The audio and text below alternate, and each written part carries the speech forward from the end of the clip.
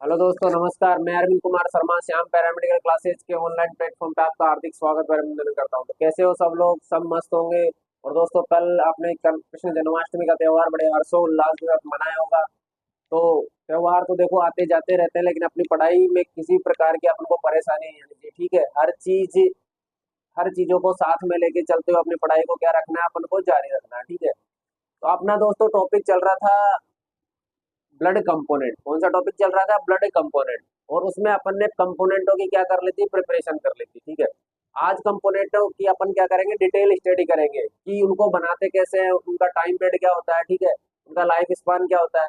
वो सारी चीजों को ध्यान में रखते हुए उनके यूजेज भी आज अपन को क्या पढ़ने, अलग से पढ़ने पड़ेंगे कि कौन सा कंपोनेंट कौन कौन से इंडिकेशन है, कौन कौन सी डिजीज के अंदर अपने शरीर में डॉक्टर चढ़वाता है, अपन को शरीर में चढ़वाना पड़ता है कि कौन कौन से अपने शरीर में एलिमेंटों की क्या हो जाती है, कमी हो जाती है। ठीक है, तो वो सारी चीजें अपन आज पढ़ेंगे कंपोनेंटों की डिटेल स्टडी के अंदर। तो दोस्तों बिल्कुल तैयार हो जाइए दिल और दिमाग से। मैं अरविंद कुमार शर्मा आपके साथ हमेशा बना रहूंगा। अपना अपना प्रेम यूं स्नेह बनाए रखिए। स्टार्ट करें अपना टॉपिक। तो आइए, देखो टॉपिक है अपना ब्लड कंपोनेंट। टॉपिक क्या है अपना? Blood component.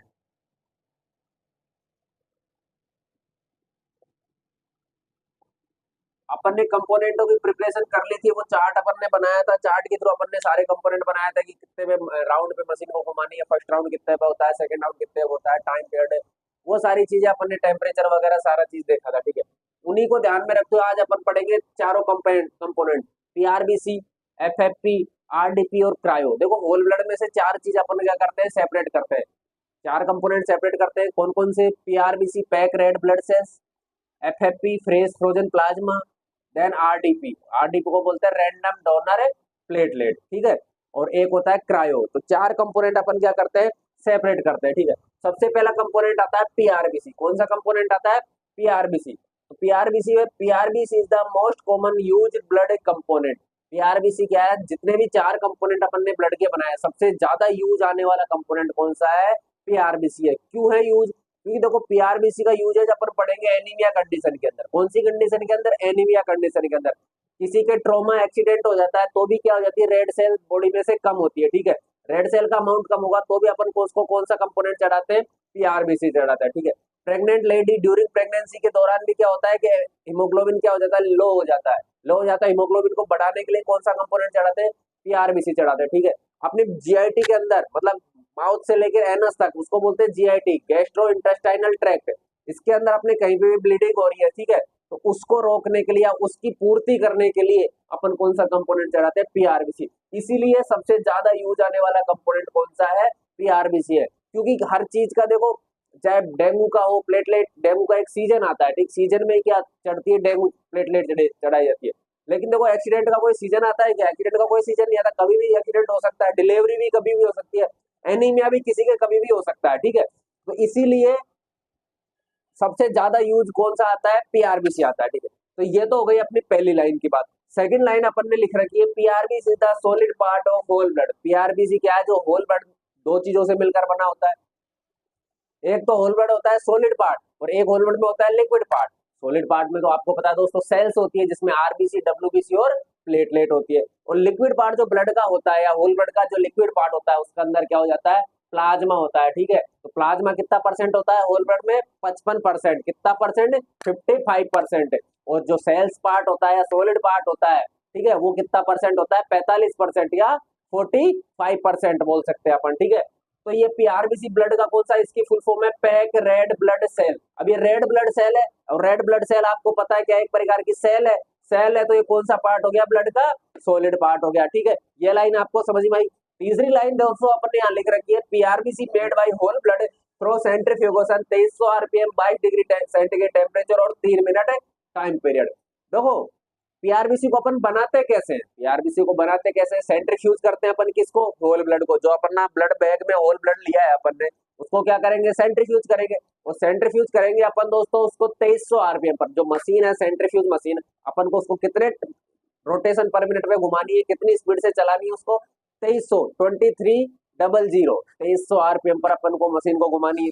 उसका टाइम पीरियड कि मशीन कितनी देर चलानी है, तो उसका टाइम पीरियड होता है दोस्तों 3 मिनट। मशीन को कितना दिन, कितनी देर चलानी है? 3 मिनट चलानी है। और जो मशीन का टाइम टेम्परेचर है, जो मशीन कितने टेम्परेचर पर सेंट्रीफ्यूज करेगी ब्लड को, वो टेम्परेचर होता है 22 डिग्री सेंटीग्रेड टेम्परेचर।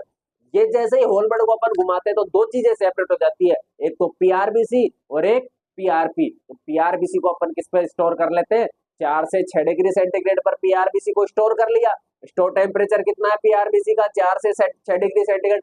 और लाइफ स्पान कितना है दोस्तों पीआरबीसी का, 42 डेज। लाइफ स्पान कितना है पीआरबीसी का, 42 डेज। जब इसमें क्या मिला गया है, सेगम मिलाया गया है, और विदाउट सेगम ओनली इसके अंदर एंटीकोगुलेंट है, तो जो पीआरबीसी है उसका लाइफ स्पान होता है 35 दिन। क्योंकि आपको पता है सेगम क्या है, एक एडिटिव सॉल्यूशन या प्रिजर्वेटिव सॉल्यूशन है, जो ब्लड की लाइफ को कितने दिन इंक्रीज कर देता है, 7 दिन इंक्रीज कर देता है। तो एंटीकोगुलेंट में जब पीआरबीसी रहती है तो उसकी लाइफ तो होती है 35 दिन। और जैसे ही इसमें सेगम यानी सलाइन, एडेनिन, ग्लूकोज, मैनिटोल मिलाया आपने, तो ये ब्लड की लाइफ को 7 दिन इंक्रीज कर देगा। और 7 दिन इंक्रीज करके जो पीआरबीसी की टोटल लाइफ स्पान है वो कितना दिन हो जाता है, 42 दिन हो जाता है। तो अपन इसको कितने दिन काम में ले सकते हैं, 42 दिन काम में ले सकते हैं, ठीक है।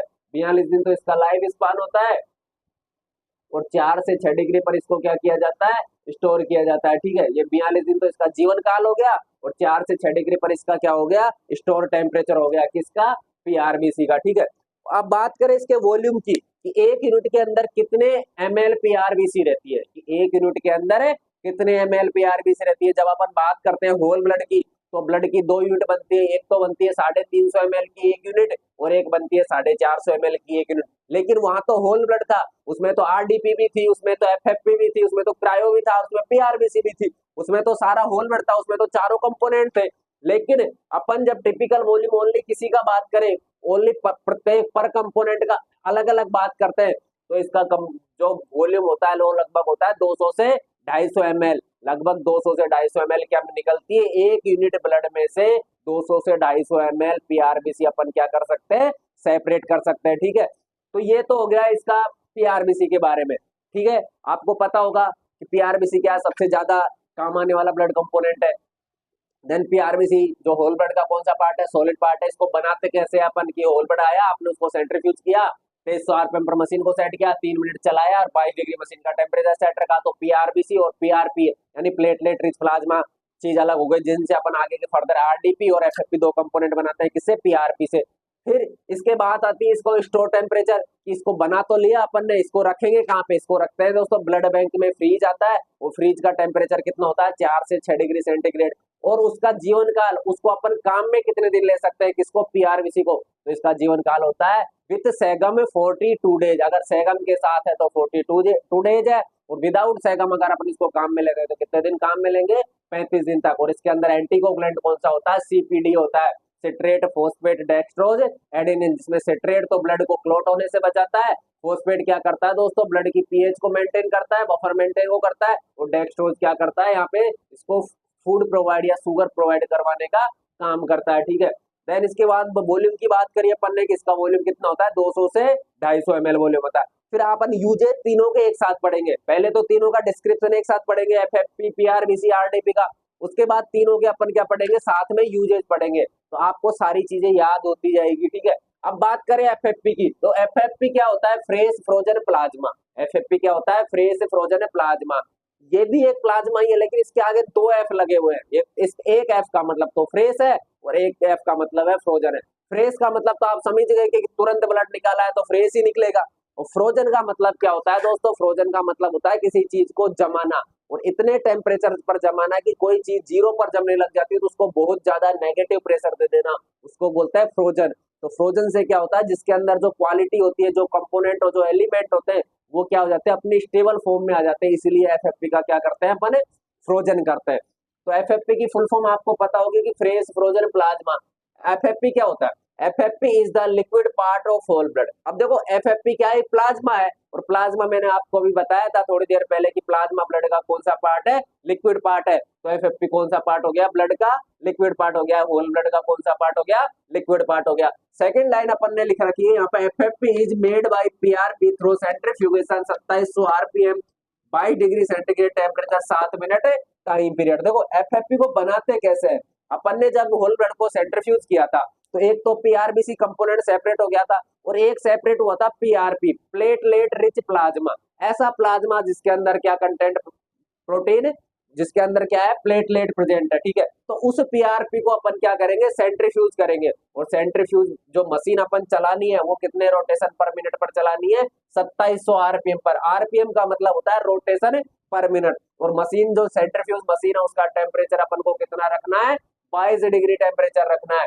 और 7 मिनट क्या रखना है, उसका टाइम पीरियड रखना है। 7 मिनट क्या रखना है, उसका टाइम पीरियड रखना है, ठीक है दोस्तों। 7 मिनट क्या रखना है, उसका टाइम पीरियड रखना है, किसका, सेंट्रीफ्यूज मशीन का।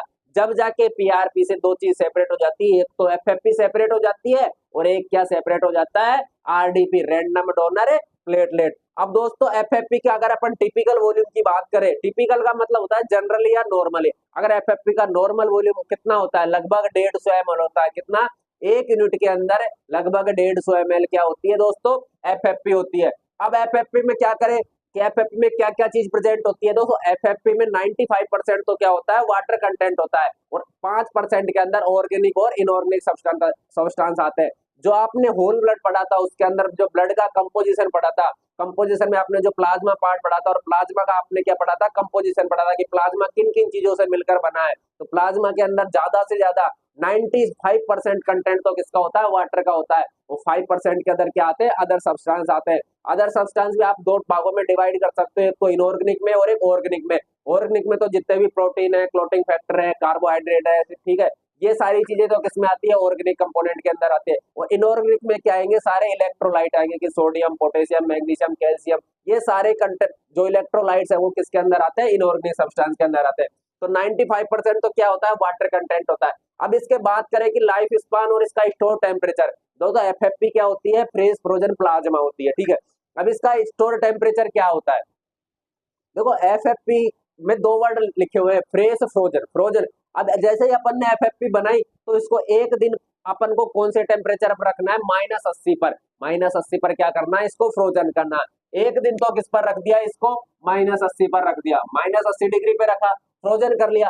फिर नेक्स्ट डे क्या करते हैं अपन, इसको स्टोर करेंगे। नेक्स्ट डे क्या करेंगे, इसको स्टोर करेंगे। और स्टोर टेम्परेचर होता है इसका -35 डिग्री सेंटीग्रेड। -35 डिग्री पर इसको क्या कर लेते हैं, एफएफपी को स्टोर कर लेते हैं। एक दिन इसको क्या करते हैं, -80 पर, जो इसके अंदर ब्लड क्लोटिंग फैक्टर है और जो ब्लड प्रोटीन है वो क्या आ जाते हैं, अपनी स्टेबल फॉर्म में आ जाते हैं, फ्रोजन करते ही। और फ्रोजन करने के बाद नेक्स्ट दिन या दूसरे दिन अपन इसको -35 पर क्या करना होता है, स्टोर करना होता है। अब -35 पर स्टोर भी कर लिया तो इसको काम में कितने दिन लेना है अपन को, 1 ईयर काम है, 1 वर्ष तक अपन इसको क्या काम में ले सकते हैं, ठीक है दोस्तों। तो लाइफ स्पान एफएफपी का कितना हो गया, 1 वर्ष हो गया। और स्टोर टेम्परेचर कितना हो गया, -35 डिग्री सेंटीग्रेड हो गया, ठीक है। ये बात हो गई अपने एफएफपी के बारे में। उसी प्रकार आती है आरडीपी। तब तक आप इसका स्क्रीनशॉट ले लीजिए या अपने जो पेन नोटबुक है उसके अंदर लिख लीजिए।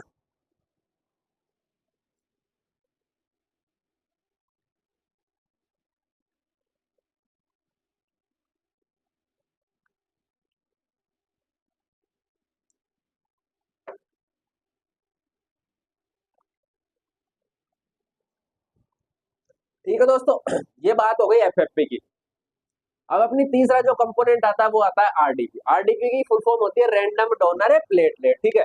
एक तो आता है आरडीपी और एक आता है एसडीपी। एक तो क्या आता है, आरडीपी, और एक आता है एसडीपी। एसडीपी की फुल फॉर्म होती है सिंगल डोनर प्लेटलेट। एसडीपी की फुल फॉर्म होती है सिंगल डोनर प्लेटलेट और आरडीपी की होती है रैंडम डोनर प्लेटलेट। इन दोनों में डिफरेंस क्या है दोस्तों, दोनों में डिफरेंस कुछ ही नहीं होता, दोनों में होती प्लेटलेट ही है, लेकिन क्वालिटी का डिफरेंस होता है। क्यों होता है, क्योंकि एसडीपी जो करते हैं अपन, एसडीपी करने से पहले जो भी डोनर है प्लेटलेट डोनेट करना चाहता है उसकी क्या करी जाती है, कंप्लीट ब्लड काउंट करा जाता है। यानी उसके ब्लड के अंदर कितने परसेंटेज में क्या है, प्लेटलेट प्रेजेंट है, उसकी पहले अपन को पता लग जाती है कि कितनी क्वांटिटी के अंदर इसके ब्लड के अंदर क्या है, प्लेटलेट प्रेजेंट है। वो तो होता है सिंगल डोनर। और आरडीपी क्या होता है, रैंडम डोनर। किसी भी डोनर की अपन बिना प्लेटलेट टेस्ट करे कि कितने इसके अंदर अमाउंट में प्लेटलेट प्रेजेंट है, तो अगर इसमें अपन को प्लेटलेट पता होगी, क्योंकि प्लेटलेट की नॉर्मल रेंज कितनी होती है, लगभग 1.5 से 3 लाख पर क्यूबिक एमएम होती है, ठीक है। अपन को प्लेटलेट पता है कि जैसे मान लीजिए मुझे ब्लड की जरूरत पड़ी और आप में से कोई ब्लड देना चाहता है, ठीक है। अब मेरे प्लेटलेट काउंट आ रहा है बिल्कुल 10,000, अब मेरे को प्लेटलेट इंक्रीज करवानी है, तो मैं बेटर क्वालिटी के लिए तो कौन सी चढ़वाऊंगा, एचडीपी चढ़वाऊंगा। क्यों? इसका तो एक तो वॉल्यूम भी ज्यादा होता है। एचडीपी का जो वॉल्यूम होता है लगभग 300 ml 1 यूनिट के अंदर होता है, और आरडीपी का वॉल्यूम होता है 50 ml 1 यूनिट के अंदर। ठीक है, आरडीपी का वॉल्यूम तो 1 यूनिट तो आप एचडीपी चढ़वा दो, या 5 यूनिट क्या चढ़वा दो आप, आरडीपी चढ़वा दो। क्यों?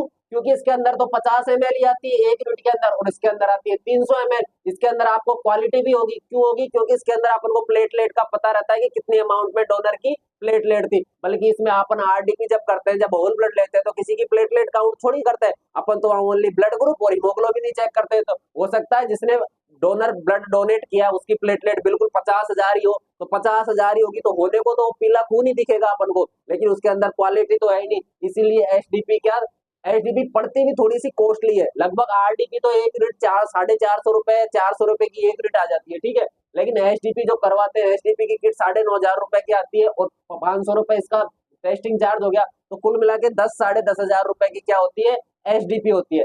लेकिन क्वालिटी सबसे बेस्ट कौन सी होती है, एचडीपी की होती है। इसकी फुल फॉर्म होती है सिंगल डोनर प्लेटलेट, और इसकी होती है रैंडम डोनर प्लेटलेट। ठीक है, एचडीपी में क्या होता है, प्लेटलेट नॉन रहती है अपन को कि कितने अमाउंट में इसमें प्लेटलेट है, बाकी आरडीपी में प्लेटलेट पता नहीं रहती। 1 यूनिट के अंदर इसमें 300 ml एचडीपी आती है, और 1 यूनिट के अंदर कितनी आती है, 50 ml आरडीपी आती है। तो दोनों प्लेटलेट ही है, तो एचडीपी और आरडीपी के बारे में आपको पता होना चाहिए। ठीक है, अब बात करते हैं आरडीपी की। आरडीपी क्या है, ब्लड का सॉलिड पार्ट है। आरडीपी क्या है, ब्लड का सॉलिड पार्ट है। आरडीपी क्या है, ब्लड का सॉलिड पार्ट है। किसका, होल ब्लड का। आपको पता होगा आरडीपी क्या है, एक तरीके की प्लेटलेट है, और प्लेटलेट क्या है, सेल्स है। तो सेल्स ब्लड का कौन सा पार्ट है, सॉलिड पार्ट है। ठीक है, RDP is made by PRP through centrifugation 2700 RPM 22 degree और 7 मिनट। देखो, एफएफपी का और आरडीपी का ये वाली लाइन दोनों में क्या है दोस्तों, सेम है। क्योंकि अपन पीआरपी से ही तो क्या बनाते हैं, आरडीपी और एसडीपी बनाते हैं। पीआरपी से तो अपन को आरडीपी बनानी है, और पीआरपी पे से अपन को क्या बनानी है, एफएफपी बनानी है। तो दोनों लाइन सेम आएगी कि पीआरपी को कितने आरपीएम पर घुमाना है मशीन को, 2700 आरपीएम पर, 22 डिग्री मशीन का क्या रखना है, टेम्परेचर, और 7 मिनट क्या होना चाहिए दोस्तों, टाइम पीरियड होना चाहिए। ठीक है, बात ही हो गई। अब अपन बात करें वॉल्यूम की, कि टिपिकल वॉल्यूम कितना होता है, किसका, आरडीपी का। आरडीपी का टिपिकल वॉल्यूम मैंने आपको भी बताया कि 1 यूनिट के अंदर 50 से 70 ml क्या होती है, लगभग आरडीपी होती है। ठीक है, अब आप सोचोगे कि 350 ml का बैग था, उसमें सर ने तो 200 से 250 ml तो ये बता दिया, और 150 ml बता दिया, ये 350 तो यही हो गया, फिर ये 50 ml कहाँ से निकल गया। तो दोस्तों 200 से 250 ml ये रेंज मैंने बताई है। ये रेंज क्या होती है, प्लस माइनस 20 प्लस माइनस चलती रहती है। ठीक है, तो 200 से हो सकता है 180 आ जाए, या 150 से हो सकता है 130 आ जाए। तो इसलिए इसकी रेंज होती है 50 से 70 ml, अपने आप ही आ जाएगा 50 से 70 ml। ठीक है, ये बात हो गई। अब इसके लाइफ स्पान की बात करें, या फिर इसका स्टोर टेम्परेचर की बात करें, तो दोस्तों प्लेटलेट का जीवन काल क्या होता है, 5 दिन होता है। प्लेटलेट को अपन कितने दिन तक ही काम में ले सकते हैं, 5 दिन काम में ले सकते हैं। तो आरडीपी का लाइफ स्पान कितना हो गया, 5 दिन। बात करें इसके स्टोर टेम्परेचर की, 5 दिन इसका लाइफ स्पान है, तो 5 दिन प्लेटलेट को कितने टेम्परेचर पर अपन को फ्रीज के अंदर, जो ब्लड बैंक में फ्रीज होते हैं उसके अंदर क्या करनी पड़ेगी, स्टोर करनी पड़ेगी। तो आरडीपी को 22 डिग्री सेंटीग्रेड पर अपन को क्या करना होता है, स्टोर करने होता है। फ्रिज का टेम्परेचर कितना रखना है, 22 डिग्री टेम्परेचर रखना है। ठीक है दोस्तों, तो ये तो हो गया इसका अपना डिस्क्रिप्शन कि आरडीपी क्या होती है, एचडीपी क्या होती है, पीआरबीसी एफएफपी बनती कैसे है, स्टोर कैसे करते हैं। ठीक है, ये सारी चीजें आपको क्लियर हो गई होगी। ठीक है, अब अपन इनका क्या पढ़ेंगे, यूजेज पढ़ेंगे कि आरडीपी एफएफपी और इसका यूजेज क्या क्या होता है। ठीक है दोस्तों, तो यूजेज की अपन बात करें इसके अंदर,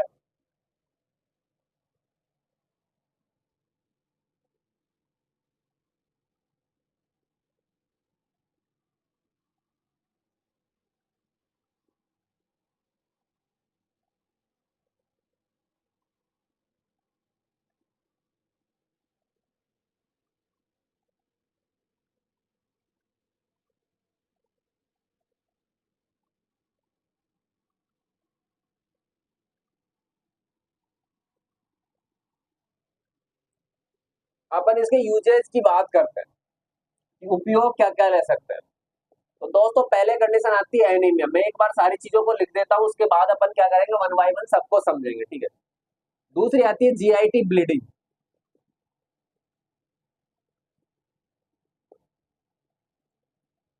ड्यूरिंग प्रेगनेंसी।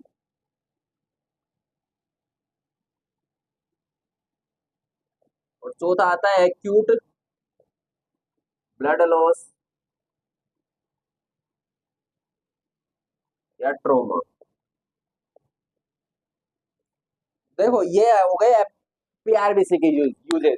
पीआरबीसी के यूजेज क्या हो गया, एनीमिया। अब आपको पता है कि नॉर्मल एक इंसान के अंदर, एक चाहे बिल्कुल हेल्थी फीमेल हो चाहे हेल्थी मेल हो, उसके अंदर जो ब्लड कितना अमाउंट में प्रेजेंट होना चाहिए, ठीक है, ब्लड का है या फिर हीमोग्लोबिन कितनी कंसंट्रेशन के अंदर उसके अंदर प्रेजेंट होना चाहिए। तो आपको पता है कि एक फीमेल के अंदर, एडल्ट फीमेल या हेल्थी फीमेल या मेल के अंदर नॉर्मल मिनिमम कम से कम 12.5 ग्राम परसेंटेज, कितना, 12.5 ग्राम परसेंटेज,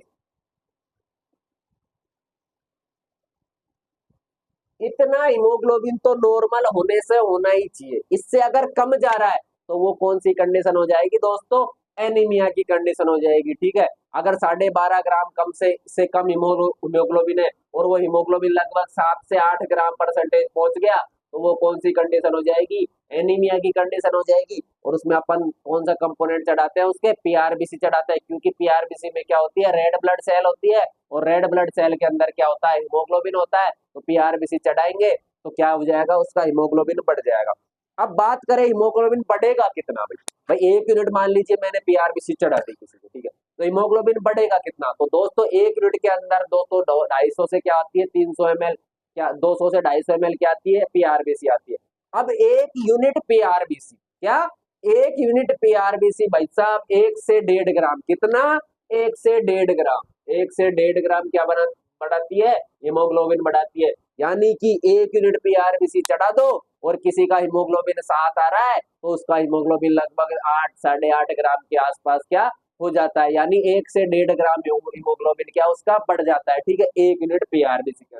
दूसरा इसका यूजेज आता है जीआईटी ब्लीडिंग। आपको पता है जीआईटी क्या होती है, gastrointestinal tract. GIT start कहाँ से होती है, माउथ से स्टार्ट होती है और एनस तक जाती है, ठीक है। ये पूरा गैस्ट्रो इंटेस्टाइनल ट्रैक्ट होता है, इसके अंदर माउथ आता है, इसोफेगस आता है, फेनिक्स आता है, देन फिर स्मॉल इंटेस्टाइन, फिर लार्ज इंटेस्टाइन, फिर एनस। ये सारी चीजें किसके अंदर आती है दोस्तों, जीआईटी के अंदर आती है, ठीक है। अगर जीआईटी जैसे इसके फिर ग्लैंड आ जाती है, लीवर हो गया, फिर और ऑर्गन आ गए जैसे अपने स्टमक हो गया, पेनक्रियाज हो गया, सारी ये ग्लैंड है, ठीक है। तो ये अगर इनके अंदर कहीं पे भी ब्लीडिंग हो रही है तो कौन सा कंपोनेंट प्रेफर करते हैं अपन, पीआरबीसी प्रेफर करते हैं। ड्यूरिंग प्रेगनेंसी, तो ड्यूरिंग प्रेगनेंसी प्रेग्नेंट जो लेडी होती है उसमें क्या होता है, हीमोग्लोबिन का अमाउंट कम होता है, हीमोग्लोबिन की कंसेंट्रेशन क्या होती है, कम होती है। तो हीमोग्लोबिन की कंसेंट्रेशन कम है तो अपन को हीमोग्लोबिन बढ़ाना पड़ेगा, और बढ़ाने के लिए या तो फिर वो आयरन सुक्रोज के इंजेक्शन लगवाते हैं। अगर उससे भी हीमोग्लोबिन नहीं बढ़ता, कई बार क्या होता है प्रेगनेंसी में 3 या 4 ग्राम भी क्या हो जाता है, हीमोग्लोबिन रह जाता है, तो उसको बढ़ाने के लिए अपन कौन सा कंपोनेंट चढ़ाएंगे, फिर दोस्तों पीआरबीसी चढ़ाते हैं, ठीक है। चौथा इसका यूजेज आता है एक्यूट ब्लड लॉस या ट्रोमा। जैसे कई बार क्या हो जाता है, एक्सीडेंट हो जाता है, अपन सड़क पर वाहन चला रहे हैं, वाहन चलाते चलाते अपन गिर गए या फिर अपना एक्सीडेंट हो गया, ठीक है, सामने वाले ने किसी ने अपने अपन को टक्कर मार दी, टक्कर मारते अपने कहीं, चाहे सिर में से ब्लड निकल रहा है, चाहे हाथ में से, चाहे पैर में से, चाहे कहीं से बॉडी के कोई से पार्ट से अपना क्या होगा, ब्लड का लॉस हो रहा है, ठीक है। और तो उसमें क्या होगी, ब्लड का लॉस होगा तो सेल्स निकलेगी, सेल्स में रेड सेल कम होगी, रेड सेल में कम होगी तो हीमोग्लोबिन कम होगा, ठीक है। तो रेड सेल का भी नंबर कम हुआ और हीमोग्लोबिन की कंसंट्रेशन भी क्या कम हुई। तो उसको इंक्रीज करने के लिए, उसको मेंटेन करने के लिए, अगर अपना एक्सीडेंट हो जाता है और ब्लड लॉस होता है या ट्रोमा होता है अपना, तो उसमें कौन सा कंपोनेंट चढ़ाते हैं अपन, पीआरबीसी चढ़ाते हैं। तो ये सारे यूजेज क्या हो गए पीआरबीसी को, सबसे ज्यादा कौन सा कंपोनेंट काम में आता है, पीआरबीसी काम में आता है। अब अपन बात करें एफएफपी के यूजेज की, एफएफपी के यूजेज क्या है दोस्तों। तो एफएफपी के यूजेज है, सबसे पहले तो low level of blood clotting factor.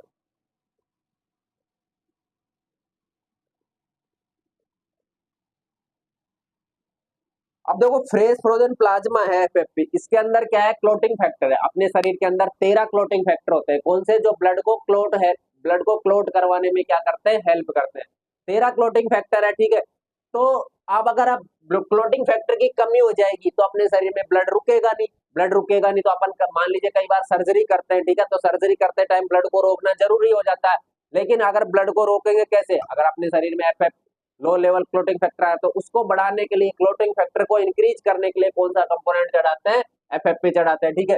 दूसरी बात, एफएफपी के अंदर, प्लाज्मा के अंदर प्रोटीन होते हैं, फिब्रिनोजन होता है, एल्बुमिन होता है, ग्लोबुलिन होता है, तीन प्रकार के क्या होते हैं प्लाज्मा के अंदर प्रोटीन होते हैं। अगर इनका लेवल लो है तो इनको इंक्रीज करने के लिए भी कौन सा कंपोनेंट चढ़ाना पड़ेगा, अपन को एफएफपी चढ़ाना पड़ेगा। तो low level of blood protein,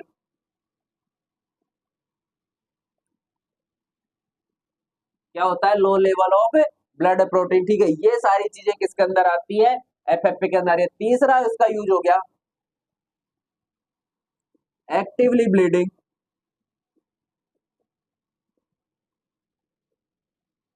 in emergency surgery.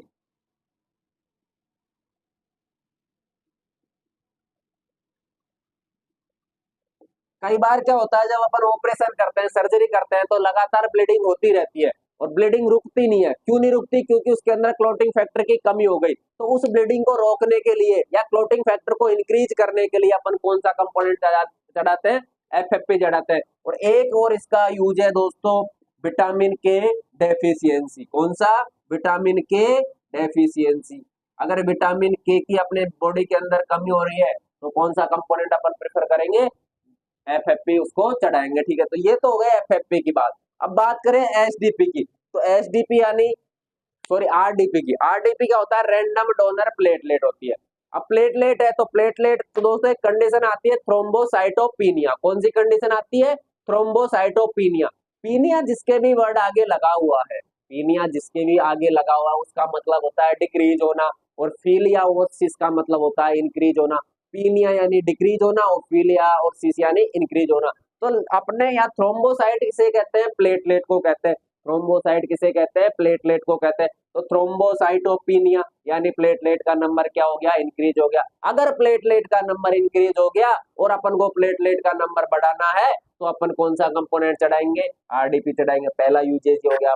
ये कंडीशन आती है जिसके अंदर डेंगू, डेंगू होता है एक एडिज एजिप्टाई मच्छर होता है। एडिज एजिप्टी एक क्या होता है, मॉस्किटो होता है। उसके काटने से को क्या होता है, डेंगू होता है। डेंगू एक तरीके का फीवर है, और फीवर है तो उसके अंदर प्लेटलेट की कंसंट्रेशन क्या हो जाती है, कम हो जाती है। तो उस प्लेटलेट की कंसंट्रेशन को मेंटेन रखने के लिए या नॉर्मल रेंज में रखने के लिए अपन कौन सा कंपोनेंट चढ़ाएंगे, आरडीपी चढ़ाएंगे। एक आता है ब्लीडिंग डिसऑर्डर। आरडीपी किसमें भी काम आती है, क्योंकि आरडीपी करती क्या है दोस्तों, आरडीपी क्या करती है, जो अपने ब्लड के अंदर क्लोटिंग फैक्टर है, और आरडीपी भी, प्लेटलेट भी कहां पे है, ब्लड में ही है, और क्लोटिंग फैक्टर भी कहां पे है, ब्लड में है। तो दोनों मिलकर, क्लोटिंग फैक्टर और प्लेटलेट, क्लोटिंग फैक्टर और प्लेटलेट दोनों मिलकर क्या करते हैं, ब्लड को हेल्प, क्लोट होने में क्या करवाते हैं, हेल्प करवाते हैं। अगर प्लेटलेट का नंबर कम हो गया तो क्या हो जाएगा, ब्लीडिंग डिसऑर्डर हो जाएंगे। और ब्लीडिंग डिसऑर्डर जैसे हीमोफीलिया होता है, तो हीमोफीलिया में क्या होता है, अगर किसी से कोई पेशेंट हीमोफीलिया से सफर कर रहा है, वो तो एक बार उसके शरीर में अगर कहीं पे भी कट लग जाता है या उसका एक्सीडेंट हो जाता है हीमोफीलिया पेशेंट का, तो ब्लड लॉस, क्या जो ब्लड बहता रहता है, जो ब्लड का बहना कम नहीं होता या ब्लड निकलना बंद नहीं होता। क्यों, क्योंकि उसके अंदर क्या है, प्लेटलेट की कमी है। ये एक तरीके का ब्लीडिंग डिसऑर्डर है। अगर प्लेटलेट की कमी है किसी के अंदर और उसको हीमोफीलिया है, तो उसका क्या होगा, ब्लड कभी रुकना ही बंद नहीं होगा। आपको पता होगा नॉर्मल जो ब्लीडिंग टाइम होता है, ठीक है, या जो क्लोटिंग टाइम होता है, वो लगभग 1 से 2 मिनट होता है, ठीक है। 1 से 2 मिनट में इंसान का क्या, अगर कहीं चोट लगी है तो 1 से 2 मिनट बाद ब्लड निकलना बंद हो जाता है। लेकिन उसके शरीर के अंदर प्लेटलेट क्या होनी चाहिए, हायर अमाउंट के अंदर होनी चाहिए। प्लेटलेट जो क्लोटिंग फैक्टर है अपनी क्या, स्टेबल फॉर्म के अंदर होना चाहिए। लेकिन किसी के हीमोफीलिया है और उसमें प्लेटलेट की कमी है, तो क्या हो जाएगा, ब्लीडिंग, जो ब्लड है निकलना बंद नहीं होगा।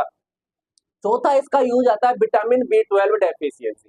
अगर विटामिन बी 12, जो अपना विटामिन बी कॉम्प्लेक्स है, उसमें एक विटामिन आता है बी 12, उसकी डेफिशिएंसी है या विटामिन बी 12 की कमी है, तो उसके अपन को कौन सा कंपोनेंट चढ़ाना पड़ेगा, आरडीपी चढ़ाना पड़ेगा। तो दोस्तों आज अपन ने तीनों कंपोनेंटों के बारे में पढ़ा कि पीआरबीसी क्या होती है, इसके यूजेज क्या होते हैं, ठीक है, वॉल्यूम वगैरह, टेम्परेचर, स्टोर टेम्परेचर, ठीक है। और उसी प्रकार अपन ने एफएफपी पढ़ा, उसी प्रकार अपन ने क्या पढ़ा, आरडीपी। आई होप आपको ये क्लास समझ में आई होगी, ठीक है।